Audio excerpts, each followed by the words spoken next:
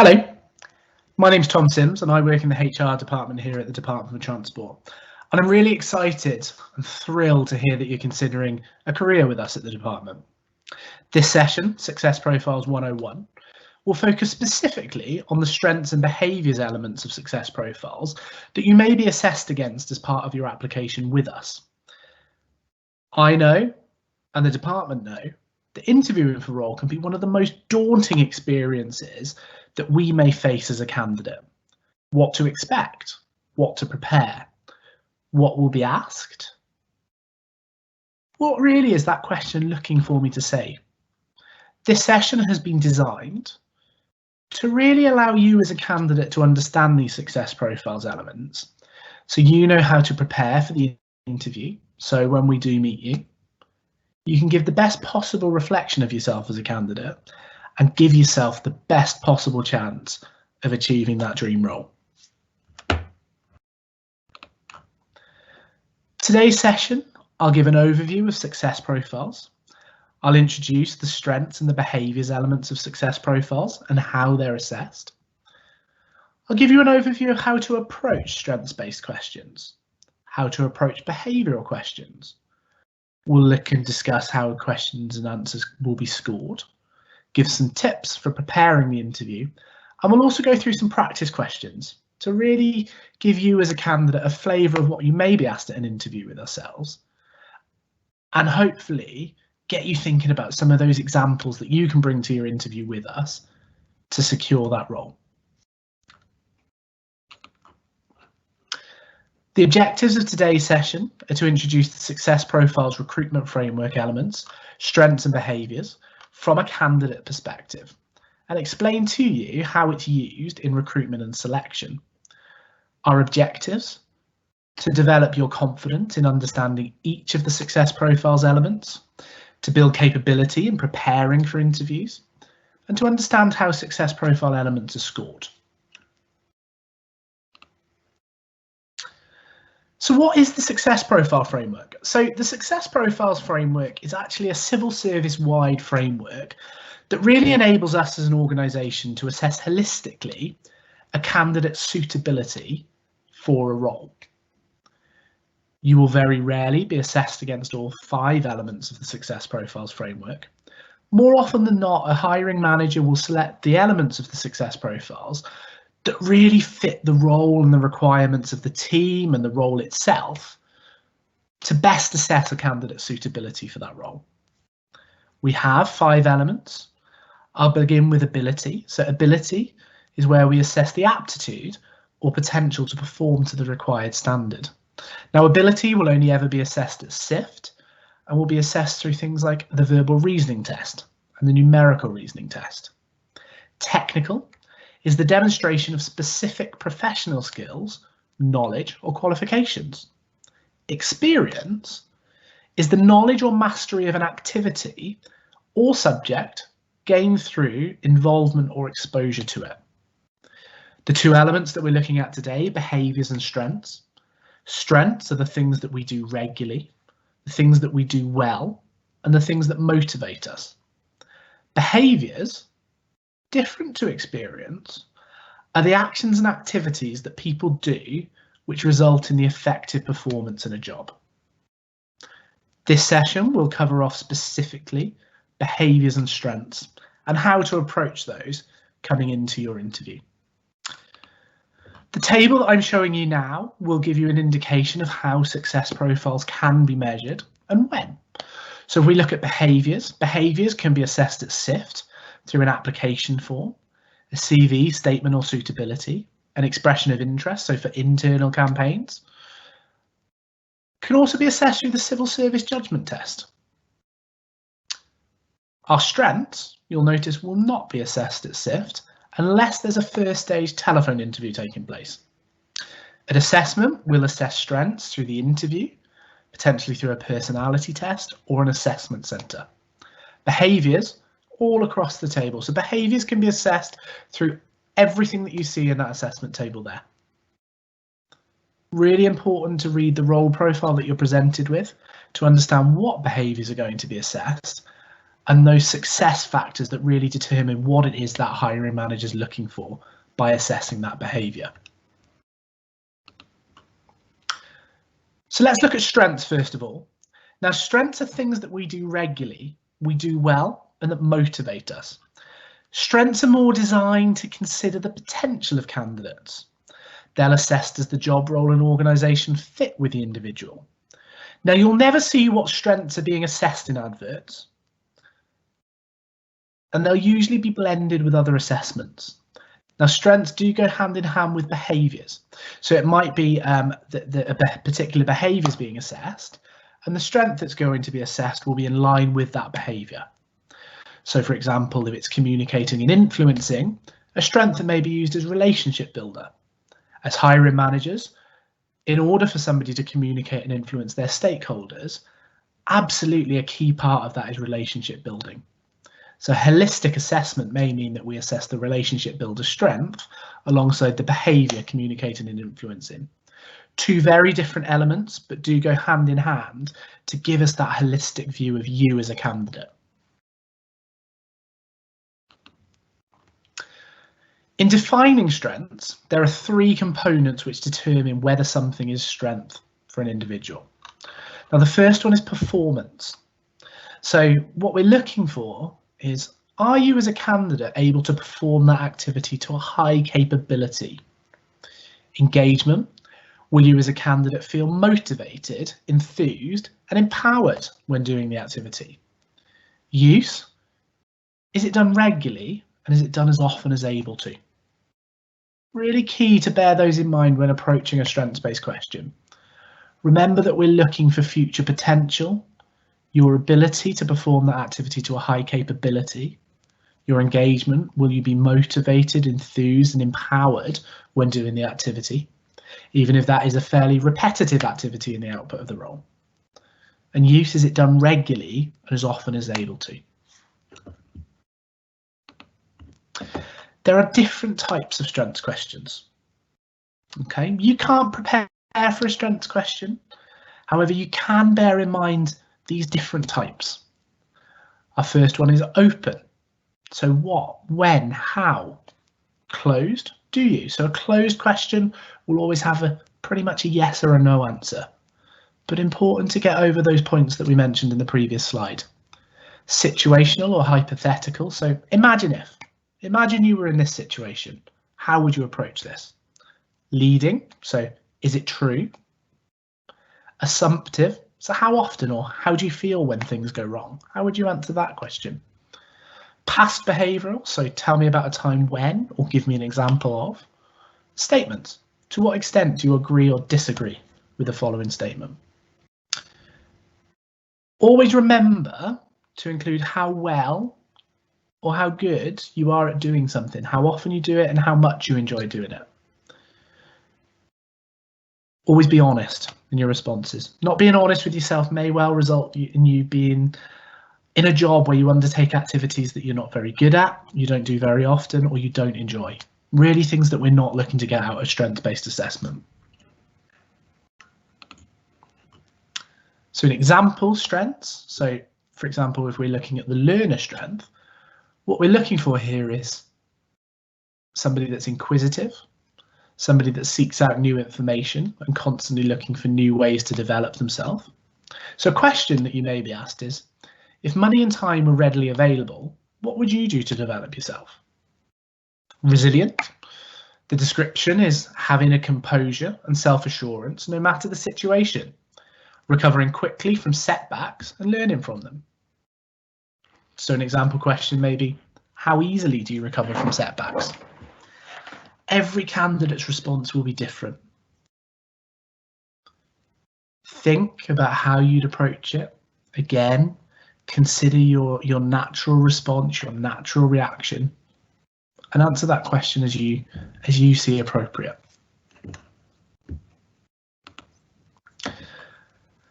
As I mentioned earlier, as part of holistic assessment, strengths can be mapped back to civil service behaviours. Strength-based questions will either explore the breadth or the depth of a person's strengths connected to that role. And when I say depth, what I mean is that we're using that to drill down further into a person's strengths associated with the behaviours in the assessment. Breadth is used to assess a person's other strengths, not associated with the behaviours in the assessment. Strengths are mapped to the civil service behaviours, but any strength can be assessed if suitable for the role. So really important to note what I said earlier about not being able to prepare specifically for strengths. However, you can always have a look at the Civil Service Strengths Dictionary, which is available online, to really understand what potentially could be assessed in connection with some of those behaviours that are being assessed as part of the role profile. Further on in this training session, we will explore some example strengths questions, and we'll run through some scenarios about how to answer those, and I hope that will be useful. But for now, we'll move on and we'll look at behaviours. So behaviours, as I said, can be very closely linked with strengths, but behaviours are the actions and activities that people do that result in effective performance in a job. It's not a tick list. And there are two very different types of behavioural questions that you may be asked to interview. You may have a question which is tell us about a time. If it's a tell us about a time question, we're actually looking for a time previously where in another job role you may have demonstrated the behaviour that we're looking to assess.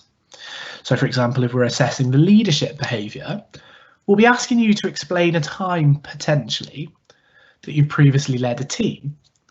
We may be looking in that response for you to tell us about the size of the team, what you did to ensure motivation, and really some specifics around the role that you're applying for. A situational question will actually turn that question on its head completely. And what we're doing there is testing your behaviours and your reaction to a particular situation. So a situational question may start with, imagine you're in this situation, what would you do? And what we're looking for there is really testing how you would react in that situation. It might be unexpected, it might be volatile, it might be high pressure. We're really looking for the behaviours that you would demonstrate in those situations and how you get that through. And that's what we're assessing you on the situational question.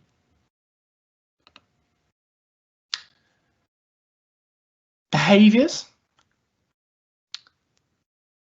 We're looking for evidence that an individual has demonstrated the relevant behaviours and behavioural indicators, so the transferables.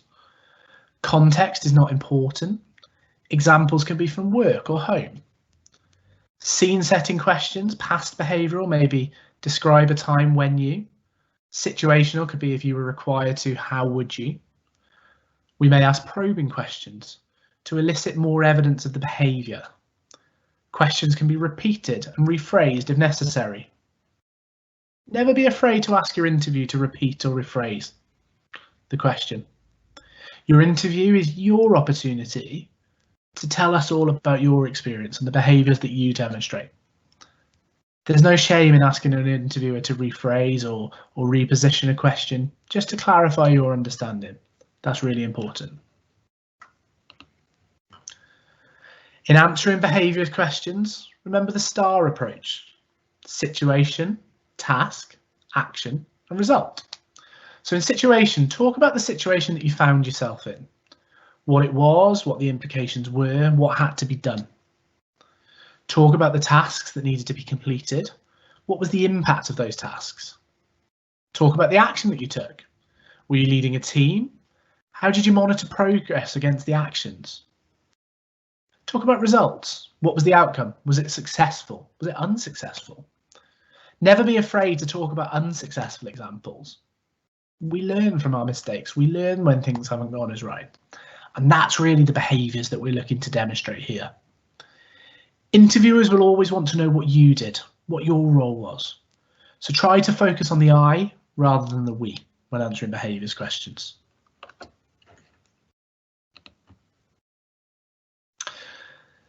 So to give you an overview of strengths versus behaviours, the table in front will give you really an indication of to what we're looking for. Questions for behaviours will predominantly be past behavioural with some situational. Strengths-based can take those 7 forms that we covered off in those slides. Behaviours will have many probing questions, potentially ad lib, so based on your response. Strengths-based will have no probing questions. Sometimes though it will include a scripted follow-up question. Typical response time for behaviours-based questioning is 5 to 8 minutes per question. For strengths-based questioning, 2 minutes per question. Positive indicators are defined by grade level requirements for behaviours. Our positive indicators for strengths-based are more universal. Behaviours-based questions are based on a 1 to 7 rating scale, with 4 being the minimum pass mark, 1 being the bottom end of the scale, 7 being the top, and strength being 1 to 4. So 1 being a weakness, 4 being a strength, 2 being a pass mark on strengths-based questioning. In looking at our answers and assessing your answers to behaviours and strengths, we'll always look at the answers based on the ORCE model. So looking at the content of your responses, looking at non-verbals and tone of voice, specifically on the strengths question. Let's have a go. So I'm going to give you some examples, and what I want you to do following the examples is really think about how that answer would perform at an interview and how we'd score it on the 1 and the 7 for the behaviours. So the first question that we could potentially be asked is, please tell us about a time when you've had to consult with a variety of people before making a decision. I may approach that question and say, I can actually think of one time where I was working on a really important project. I did have a lot of stakeholders to consult with. I made sure that I communicated with them all thoroughly. They were aware of what it was I was doing, and we got the project complete. Now, in answering that question, my evidence was extremely limited. It didn't really give examples. It would be really hard for an assessor to mark the evidence that I gave against the positive indicators that they were looking for. Another way I can answer that question is, I've actually just worked on a really big project. The project pulled in multiple stakeholders from across the organisation and external, all of which had different needs. The first thing I did was actually mapped out who those stakeholders were and reached out to them to arrange one-to-one meetings for me to understand what their requirements were, how my project could benefit them, and for me to explain what it was I was doing. But I also found it really, really important in that to actually find out how what I was doing would affect them as stakeholders. Because what I didn't want to do is go ahead with a project that would have a really negative adverse impact on them. So I would go, I'd meet them, I'd have one-to-one conversations, and I'd summarise those conversations in an email to them after. I'd summarise the agreed actions and what I took away from that meeting. I ensured that throughout the process that all of my stakeholders were fully informed and fully aware of the project plan, where I was at different stages, and the differing level of requirements that I had from them. I fully appreciated that they were highly busy, and my priorities, which were at the highest level of my priority list, may not have been their highest priorities. But in order for me to complete the project, it was really important that I kept those stakeholders engaged so they would return their information to me when I needed it to hit my deadlines. My stakeholders were from differing backgrounds, so I had to adjust my communication style. Some preferred verbal communication, some preferred written communication. And I made a point of establishing that when I met with the stakeholders initially to make sure that my communications were relevant and tailored. I then used that information when I got my project plan to such a point that I required their sign-off to present the project to them in the way that I knew that they would like that from me. Think about the question that we were asked and think about example 1 and example 2. Were there differences? Was one more detailed? Was one not? How would you answer that question? These are the things you need to consider. Remember the I, not the we. For strengths, very, very similar in our approach. How easy do you find it to tailor your communication methods? Candidate 1, I actually find it really easy to tailor my communication methods. I send emails to people that need emails. I telephone people that need a telephone. Yeah, I find it pretty easy to tailor my communication methods. Candidate 1. Candidate 2 may answer that question. I find it really easy to tailor my communications, but that's because I love dealing with people. For me, I really enjoy finding out what makes my stakeholders tick and how I can build a really lasting relationship with them. Now, communication is absolutely key to that, because in my view, without communication, things fall down, things don't go to plan, and we don't achieve what we want to achieve. So it's really, really important that I understand what it is that my stakeholders need from me, and I communicate with them accordingly. Admittedly, there are difficult conversations with stakeholders at time, but I find it, if I'm tailoring my communication methods to what that stakeholder needs and how I know that they operate, actually those more difficult messages are easier to translate because I'm speaking to them on their level. Again, consider the difference in our two responses there. Consider those strengths metrics that we spoke about. Is there a difference between the two responses? Hopefully, that will give you a flavour now as to how to go about a behaviours question, how to go about a strengths question, what good looks like, and what developing would look like. That brings today's Success Profile session to a close. I'd like to thank you so much for joining me. I hope you enjoyed and took some value from the session today. I wish you the very best of luck in your application with us at the Department for Transport, and we hope to meet you soon. Thank you.